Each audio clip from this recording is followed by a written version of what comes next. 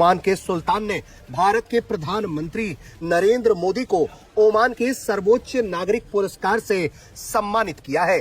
PM Narendra Modi को Oman के सुल्तान Haitham बिन तारिक ने ऑर्डर ऑफ ओमान से सम्मानित किया। ये ओमान का सबसे विशिष्ट नागरिक सम्मान है जो द्विपक्षीय संबंधों को मजबूत करने में पीएम मोदी की योगदान को मान्यता देता है। मिस्टर मोदी को ओमान के अंदर बड़ा हिस्टोरिक वेलकम मिला है।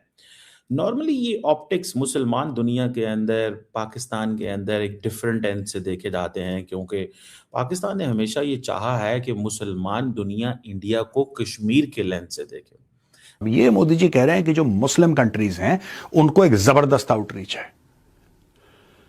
मोहम्मद बिन सलमान, सऊदी अरब का क्राउन प्रिंस, वो तो कहता है कि ये मेरे बड़े भाई हैं। यूएई के साथ बेहतरीन दोस्ती।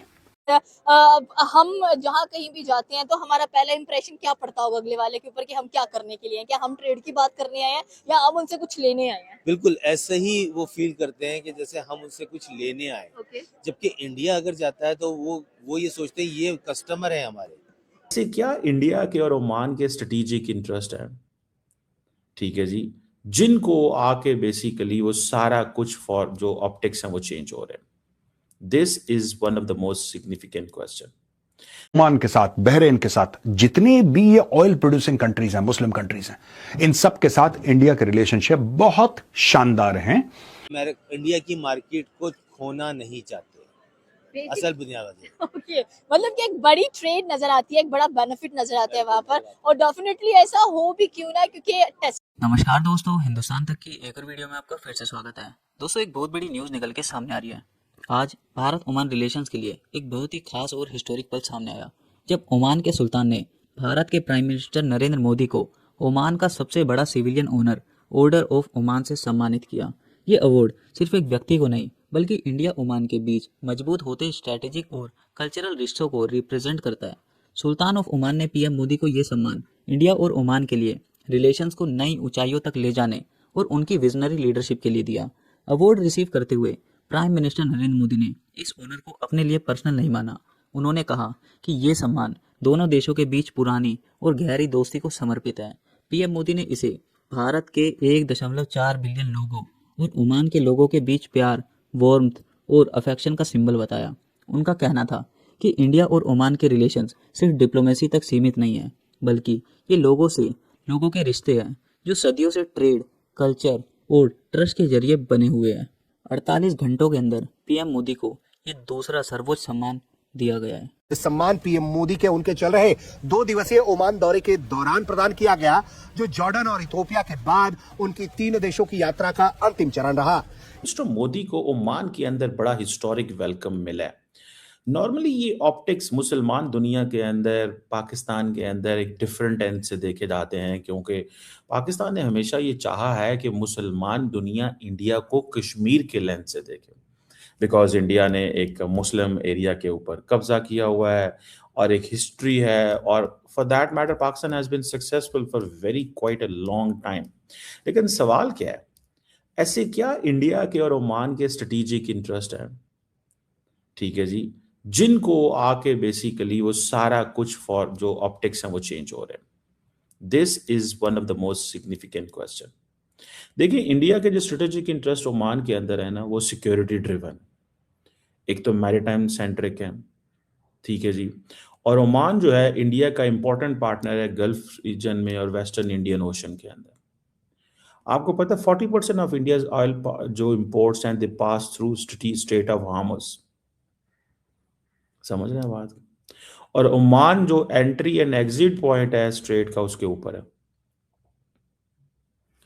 अब ओमान के अगर साथ इंडिया का कोऑपरेशन होगा तो इंडिया को क्या एडवांटेज मिलता है?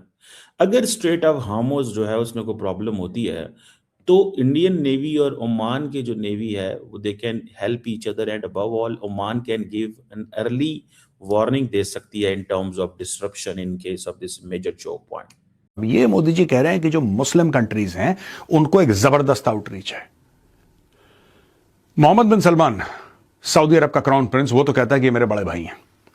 यूएई के साथ बेहतरीन दोस्ती, कतर के साथ दोस्ती। आपको याद है वो 7-8 नेवी वाले डेथ रो में थे, प्राइम मिनिस्टर मोदी गए मिलने के लिए, डोवाल साहब गए, उन्होंने बोला ठीक है कोई बात नहीं, हम उनको बाइज्जत वापस भेजते हैं सब कुछ। ओमान के साथ, बहरेन के साथ, जितनी भी ये ऑयल प्रोड्यूसिंग कंट्रीज हैं, मुस्लिम कंट्रीज हैं, इन सब के साथ इंडिया के रिलेशनशिप बहुत शानदार हैं। Landed in Muscat, Oman, this is a land of enduring friendship and deep historical connections with India. ये बोला, और extremely grateful to His Highness Sayyid Shihab bin Tariq Al Said, Oman's Deputy Prime Minister for Defense Affairs, for the warm welcome at Muscat Airport. We also had a great interaction exchanging perspectives on India-Oman friendship.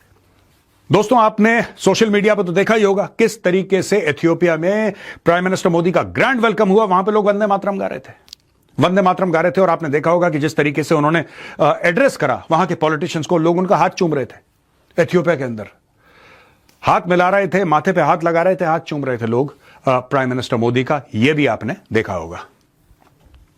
अब दोस्तों, यहां पे money control का यह article है, over 3 billion of Indian exports could become tariff-free under FTA with Oman.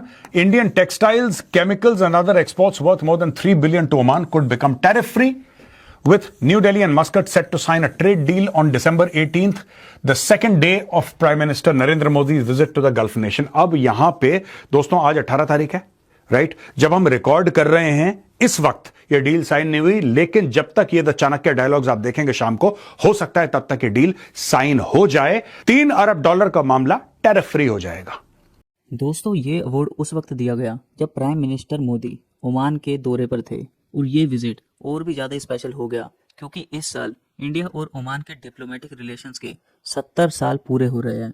7 decades की इस journey ने दोनों देशों को एक स्ट्रॉन्ग स्ट्रेटेजिक पार्टनरशिप तक पहुंचाया है। Energy, defence, trade, maritime security और रीजनल स्टेबिलिटी जैसे एरियाज में इंडिया और ओमान का कोऑपरेशन लगातार स्ट्रॉन्ग होता जा रहा है। इसी कोऑपरेशन और म्यूचुअल रिस्पेक्ट को ये अवार्ड ऑफिशियली एक्नॉलेज करता है। ओवरऑल ऑर्डर ऑफ ओमान सिर्फ एक मेडल नहीं है, बल्कि ये इंडिया ओमान फ्रेंडशिप की स्ट्रेंथ, ट्रस्ट और शेयर्ड फ्यूचर का पावरफुल मैसेज है। ये मोमेंट क्लियरली दिखाता है कि इंडिया ग्लोबल स्टेज पर सिर्फ इकोनॉमिकली ही नहीं बल्कि डिप्लोमेटिकली भी एक रिस्पेक्टेड और रिलायबल पार्टनर बन चुका है। और खासकर मिडल ईस्ट के अंदर हमने देखा किस तरीके से भारत मिडल ईस्ट के अंदर अपना इन्फ्लुएंस बढ़ा रहा है। जहां एक टाइम पर पाकिस्तान बोलता था मुस्लिम मुल्क हमारे ब्रदर, अब पाकिस्तान की बोलती बंद हो चुकी है क्योंकि हर जगह से पाकिस्तान को रिप्लेस कर दिया गया है, आइसोलेट कर दिया गया है और भारत ने अपना इन्फ्लुएंस जमा दिया है।